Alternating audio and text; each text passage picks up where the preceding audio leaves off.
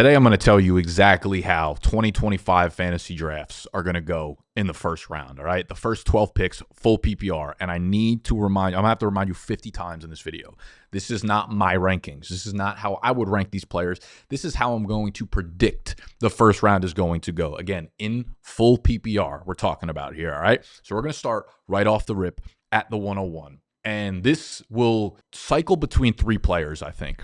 Some people will get cute and take the third of the players that I'm thinking about. And it is going to depend on if it's like in a home league or a more high stakes league and your league settings. If there's 3 wide receivers, any of those kind of scoring settings, I am going to predict that for the most part in full PPR leagues, Ja'Marr Chase is going to be the 101 in full PPR.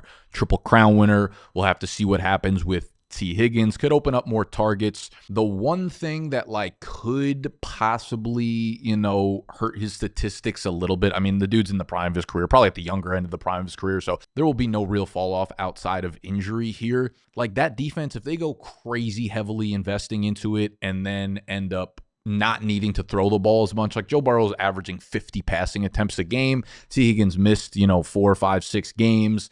Obviously, Chase was doing it regardless of who was on the field, what their defense was doing. It didn't really matter. The Burrow-Chase connection is unbelievable. I think it'll be the 101 in most PPR leagues. The 102, and it was tough to decipher between the two of them because I think most home leagues that play PPR are going to go more running back heavy. But ultimately, I think Chase had too good of a year. The Triple Crown was too much.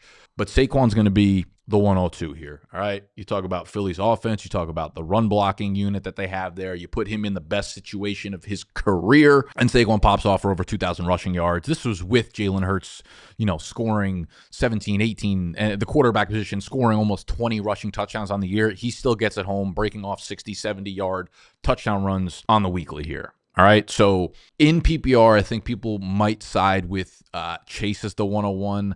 But realistically, neither of these guys is going to lose your league. I'm going to put him at the 102, though. 103, full PPR. We're going to go with Justin Jefferson. He had a quiet year for the most part. He didn't hit his ceiling, obviously. And when you start to compare him to the Ja'Marr Chases, he looks like a relatively bad pick. But I think the good part about this is that we saw Sam Darnold come on. Now, this pick will depend a lot on the quarterback situation going into next year, right? We have Sam Darnold playing really well, just had a bad game. And listen, I'm filming this on January 7th. The playoffs are starting this upcoming weekend. A lot of you guys are going to see what happened in the playoffs and then have different opinions and act like you were smart and thought about it prior to the playoffs happening and yada, yada. I don't want to hear that fucking shit, all right? Right now, Sam Darnold could be tagged. They could play him for another year.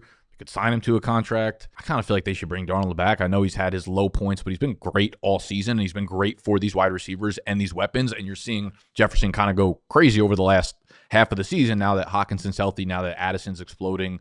Their offensive line has played really well despite the injury to Christian Darrisaw. So with Jefferson, again, just like Chase, he's young as shit. He's in the prime of his career. Didn't hit the ceiling, but I do think the ceiling is possible. We'll have to see, if they let Darnold go and they just go with J.J. McCarthy, there will be a little bit of uncertainty there. The same uncertainty that we went into this year with when Jefferson was, the 6, 7, 8 pick in drafts for the most part, ended up being fine. He had some low games, obviously, but Justin Jefferson is Justin Jefferson, and I do not expect him to have any sort of dip year in the near future. So full PPR, we're going Jefferson at the 103. I do think there will be some people that when drafts come around next offseason, if it's Underdog Fantasy, a lot of the best ball drafts will start, in February as soon as the Super Bowl is done. I think we'll see some Jeffersons at the 101, to be honest with you. And I can't really argue it. That is the tier that I think we'll see develop over and over again. I kind of think we'll see the 101 to 103 Chase, Barkley, Jefferson just kind of rotate a bit depending on what else happens this offseason. But we're going to put Jefferson at 3. At 4, we've got this tier of 2 running backs.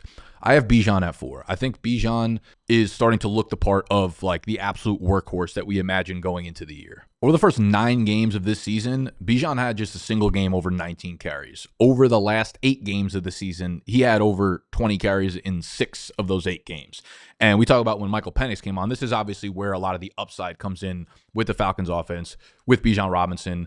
They are the number 1 ranked run blocking line again per PFF. The last 3 games, Michael Penix has played 3 games for us. Bijan Robinson, Week 16 versus the Giants, 2 touchdowns. Week 17 versus Washington, 2 touchdowns. Week 18 versus Carolina, 2 touchdowns. Obviously, fantastic matchups, but the dude, if you look at his rushing totals over the last 6 games of the year, 102, 92, 125, 94, 90, 170. You sprinkle on a ton of touchdowns. He ends a year with 14 rushing touchdowns, a receiving touchdown. Like, this was the upside that we imagined getting with Bijan. He's close to 1,900 yards from scrimmage. He's only 22 years old, so he's entering the prime of his career as well. I just don't think this is going to be a player that loses you your draft either in the first round.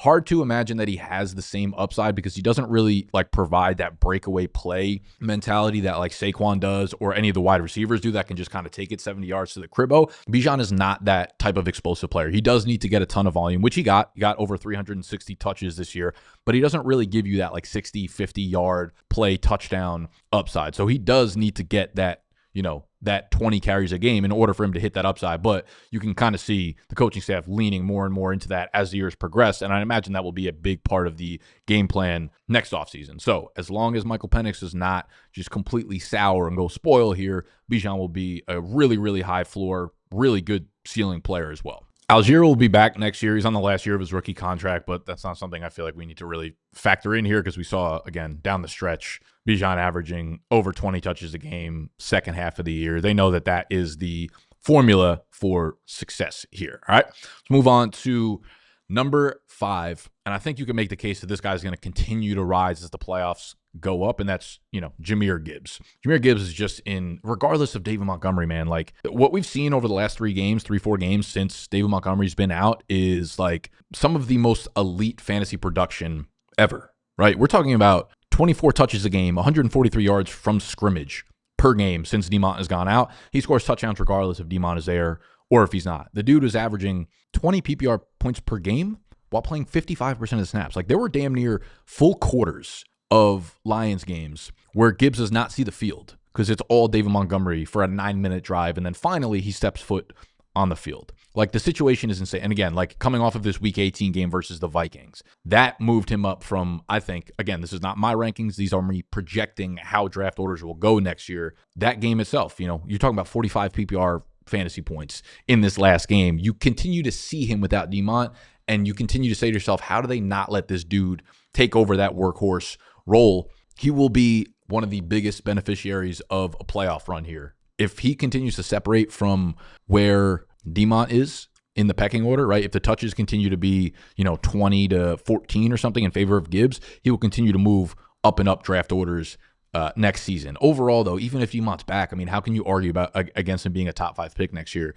The situation is as good as it comes. Like best offense in the NFL, one of, if not the best run blocking line in the NFL, home run speed, can catch passes, the most creative play caller in the NFL. Ben Johnson probably gone this offseason, takes a head coaching job elsewhere, but not overly concerned about that part. Just like everything lines up for it to be a perfect situation for Gibbs hitting his absolute peak right now. Moving on to 6, 7, and 8. We've got a tier of wide receivers here. I think there's some other wide receivers I could probably throw into here. I'm going to say at number 6, Nico Collins. I mean, before the high ankle sprain there, dude was averaging 21.3 PPR points per game, including the week 5 game where he left really early, all right? The key question marks with Houston are, does CJ Stroud bounce back? What the fuck's going on with their offensive line? Can we get rid of Bobby Slowick so that we have a more pass-friendly early down situation there? Tank Dell probably out for all of next year. Stephon Diggs, ACL tear, he's older, so I don't know when he's going to come back or how effective he's going to be. I am cautiously optimistic that Stroud will be, all we need him to do is be an average, probably like a little bit of a above average quarterback in terms of accuracy. And Nico is in an offense where he's going to see 160 to 170 targets next year. No fucking doubt about it. I mean, you look at the end of the season too, even when he got back from the high ankle sprain, first play back, 70-yard touchdown that got called back on that screenplay. Next game, he also had a touchdown called back from some bullshit penalty. So his numbers were going to be nutty towards the end of the year as well. Dipped off a little bit, but again, any high ankle sprain is going to end up having a severe impact on the bottom line fantasy numbers for any wide receiver. If you told me I took Nico Collins with my first round pick next year, I'd be fucking ecstatic about it. I think most people feel the same way. When you watch Red Zone, he just pops off the screen. Physical specimen. Again, like Stroud, as long as he is above average, slightly above average in terms of accuracy next year, Nico 160, 170 targets, wide receiver 1 overall finish is without a doubt not off the table here. So love him here. Also love Puka. He's the next pick here at 7. Again, if you just watch like 2 to 3 minutes of Red Zone, each week. That's all you need to validate the ranking of Puka. If you take out the 2 weeks where he left early with injury, right? Obviously, he missed a long stretch of time this week. And I will say that's a little bit of concern. He had a lot of injuries in college, now dealing with the knee injury again. Missed a long chunk of time. If you take out the 2 games where he played fewer than 35% of the snaps, where he left early, got hurt, he averaged 21.8 PPR fantasy points per game, 11 targets, 8.2 catches, 105 receiving yards. Obviously, we need to make sure that McVay and Stafford are back. If those 2 are back, there's no reason Puka shouldn't be one of the first players off the board in PPR drafts in 2025. And I think most people will see that similarly. He's another one where like his stock might just go up and up and up and up as the playoffs continue, if the Rams can make a little bit of a run. And that kind of goes for any of the teams in the playoffs here. Like if Jefferson explodes, if Puka explodes, if Houston pulls, a couple upsets and Nico goes crazy, like that could be the case with any of these teams.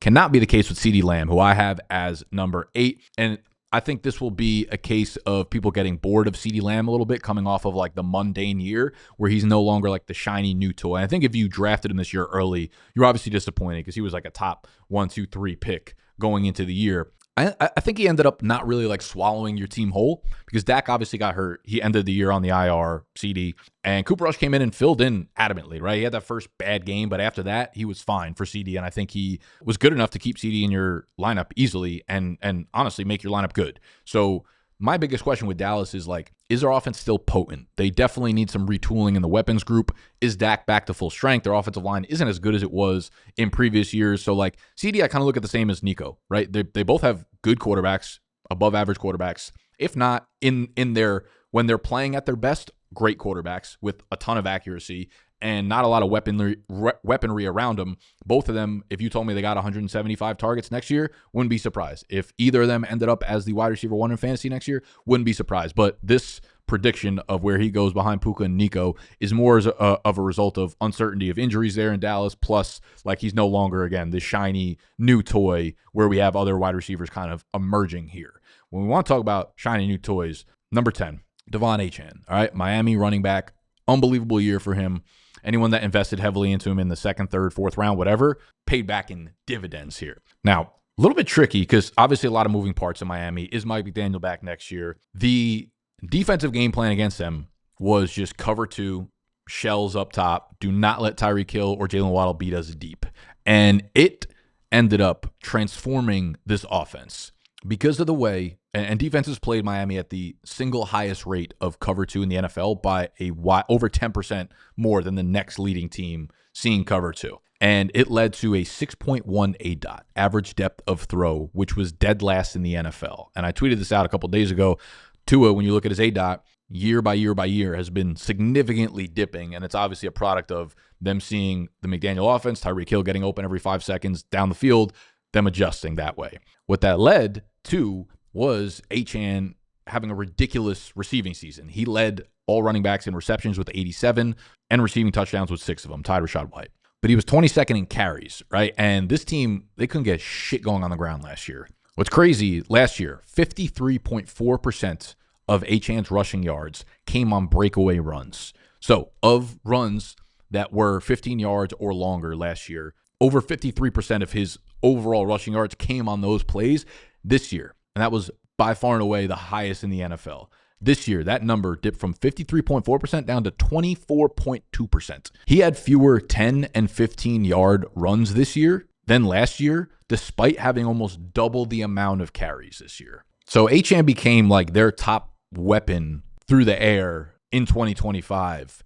And a lot of that had to do with the fact they lost, their run blocking unit stinks. Offensive line, 28th per PFF. They lost Robert Hunt and Connor Williams this offseason. Their 2 best run blocking linemen from last year, both of whom played very well this year in their new spots. So Achane, like, I think there are enough question marks. Like, if you told me, Achane and Gibbs were going to have similar numbers next year, I'd be a little bit skeptical, but not like overly skeptical about it because I think Achane has incredible ceiling. We saw his floor in terms of rushing this year. So if things improve there, things can get better for Achane. But I think there are enough question marks around coaching, offensive line, offense overall, potency. Is Tyreek Hill there to spread if Tyreek Hill's gone, they don't need to play cover 2 anymore, right? And they can cheat up on the line, and that becomes a little bit more problematic for Achane. So I think there's enough question marks where his upside is that of everybody above him, but his question mark, his red flags are bright enough for me to kind of stay away from him there, leading to a dude with almost 0 red flags, and that's amon-ra St. Brown. I think I got confused with my reordering of numbers, so I think we're actually at 10. Achane was 9. Yeah, Achane was 9. Amon-ra is 10, okay? Amon-ra St. Brown, again, I think he's like a lesser case of CeeDee Lamb, where we're probably a little bit bored of him. The last 3 years, starting in 2022, wide receiver 7. Last year, wide receiver 3. This year, wide receiver 3, okay? So catches a ton of balls. Scored a lot of touchdowns this year. Just unbelievably consistent. I just don't think people are going to want to take Amon-ra over dudes that they feel like have a much higher ceiling. And I will say the one thing that not concerns me, but like gives credence to the fact that his ceiling is probably not as high as these other teams, the defense was huge. In the beginning of the year, Detroit's defense started playing incredibly well, and they didn't need to throw the ball a ton. If you look at the splits, week 1 to 9, right, they started having all those injuries. Like everybody went down for the defense for Detroit. Once they lost the core, like 4, 5, 6 of their best players on defense, things changed and teams were able to score against them. So you look at week 1 through 9 with amon-ra St. Brown, his numbers were significantly down relative to where the second half of the year was. Receptions down by almost 1.6. Targets down by almost 2 full targets. Receiving yards down by more than 30 receiving yards per game as opposed to the second half here. And I think that matters because next year they will be getting their defensive players back. And they will be a better defense, and they won't need to pass the ball as much. And they have Demont, and they have Gibbs. The emergence of Jameson Williams obviously impacted the passing game in both positive and negative ways. Sam Laporta started really slow, then got good. So I think there are enough moving parts here. I think all in all, Amon-ra will still have, he'll end up being a top 5, 6 PPR fantasy wide receiver again. But again, I think people are a little bit bored of him, so he'll be down at 10. Now, this is where things get tricky, man. This is where things get really difficult to predict. And I don't know how this is going to end up. It's almost just a tier where it's like it's stupid to predict like this guy's going to go ahead of this guy rather than like it's just going to be a rotation of these 4 players. I'll start off by saying Derrick Henry is not a first-round pick in my predictions. Will I rank him as a first-round pick? Probably. I just think most people will talk themselves out of taking Derrick Henry as a first-round pick in full PPR based on some of the younger players that have exploded. More importantly, these rookies. So if we take Derrick Henry out of the picture, I have 3 rookies that I'm trying to decide between 11, 12, and the 201. And ultimately, I landed at Brock Bowers at the 111. All right, just smashed rookie records. I was looking back at just like, obviously he was consistent on a week-to-week basis, catching 7, 8 passes a game. Talk about ceiling. Last year in 2023, there were 3 total games where a tight end scored 30 PPR points. Just 3 total instances. Like week 14, this guy did it. Week 7, this guy did it. Week 2, this guy did it. Just 3 total instances. This year, Brock Bowers did that twice. There were 4 total instances this year alone. So 3 last year, 4 this year. 2 of them were Brock Bowers. So we were talking about him being like as good collectively as the entire field and the upside. And obviously, this is just the start. He's a rookie. He was playing with shitty quarterback play. Like the ceiling is unbelievable for a dude like Brock Bowers right now. Who is their quarterback? That their coaching staff, their OC, like that stuff is all the biggest question mark. But we're coming from a great place because we saw all that in the bad part of the spectrum, and he still produced like this. So like imagine they draft a highly touted quarterback, they bring in an offensive minded coach, like all this stuff happens. What is Brock Bowers' ceiling then? Like, that's a scary question to ask. This feels like one of the few times that a tight end is actually worth the first-round investment that people are going to make into him. So I'm going to put him at 11 for PPR. And then this 12-13 spot is a toss-up between Malik Nabers and Brian Thomas Jr. Unreal rookie season by both of them. I don't think either of them are going to be the wrong pick. I think we'll see a lot of turn picks where it's them two, right? And for Malik Nabers, the biggest question mark is their quarterback play, obviously. If I had to bet on one guy rising more, I kind of think it could be BTJ. Like, I could see BTJ end up being a top 10 or 9 pick and people taking him over like amon-ra St. Brown and Brock Bowers. But I think Malik Nabers is one of, if not like the most talented wide receiver that we've seen come in the league in quite a long time, just by pure like eye test and just seeing how dynamic and explosive he is. And it feels like I'm literally talking about Brian Thomas Jr. So again, I'm not really trying to pick between the two, but I kind of have to. BTJ finishes the wide receiver 4. Malik Nabers is the wide receiver 6.